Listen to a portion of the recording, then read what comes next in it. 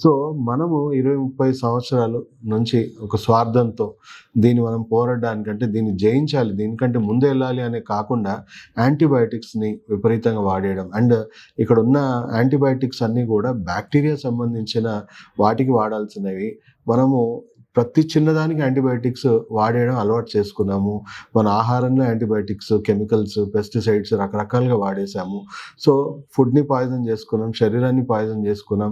మన శరీరంలో ఉన్న రోగనిరోధక శక్తిని నిర్వీర్యపరుచుకున్నాం. సో, అలవాటు పడిపోయిన వైరస్, బ్యాక్టీరియా కూడా యాంటీబయోటిక్ రెసిస్టెన్స్ వచ్చేసి భయాందోళనకరమైన సిట్యుయేషన్. ఎందుకు మనం ఎప్పటినుంచో వేల సంవత్సరాల నుంచి అలవాటు పడిపోయిన వైరస్, బ్యాక్టీరియా కూడా మనం భయపడిపోయే సిట్యుయేషన్‌కి మనమే క్రియేట్ చేసుకున్నాం. ఇప్పుడు మనం వచ్చే తరంలో మనకొచ్చే అతిపెద్ద ముప్పు ఏంటి అని ప్రతి సైంటిస్ట్ చెప్పేది ఏంటంటే యాంటీబయోటిక్ రెసిస్టెన్స్. ఇప్పుడున్న పరిస్థితి మొత్తం ఇప్పుడున్న మోడర్న్ మెడిసిన్ మొత్తం కూడా నిర్వీర్యం అయిపోయింది. ఎందుకంటే మనము యాంటీబయోటిక్స్ వాడడం వల్ల జనాలు ఇంకా పూర్తిగా తట్టుకునే శక్తి లేక రోగం కంటే మందుకే ఎక్కువ మంది చనిపోయేలాగా మనకి హైడ్రోజెనిక్ డెత్స్ అంటే మెడికల్ డెత్స్ పెరిగిపోతా ఉన్నాయి. చిన్న సర్జరీ చేసుకునే యాంటీబయోటిక్స్ వాడాల్సింది. అంటే జలుబుకి, దగ్గుకి యాంటీబయోటిక్స్ వాడేసి ఆ వైరస్‌కి అసలు బ్యాక్టీరియాకి సంబంధించిన మందుకి సంబంధం లేకుండా వాడడం వల్ల మనం ఇంకా వీక్ అయిపోవడం వల్ల ఇంకా మనకి ఇలాంటివి ఎన్నో ముందు ముందు రాబోతున్నాయి.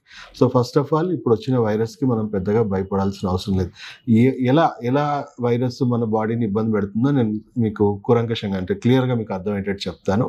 రోగనిరోధక శక్తి తక్కువున్న వాళ్ళు, వీక్‌గా ఉన్నవాళ్ళు అంటే వయసుతో నిమిత్తం లేకుండా చిన్నపిల్లలకి కొంచెం తక్కువ ఉంటుంది, పెద్దవాళ్ళకి కొంచెం తక్కువ ఉంటుందని అనుకుంటాం కానీ ఎక్కువ ఉన్న వాళ్ళు కూడా ఉన్నారు, తక్కువ ఉన్న వాళ్ళు కూడా ఉన్నారు.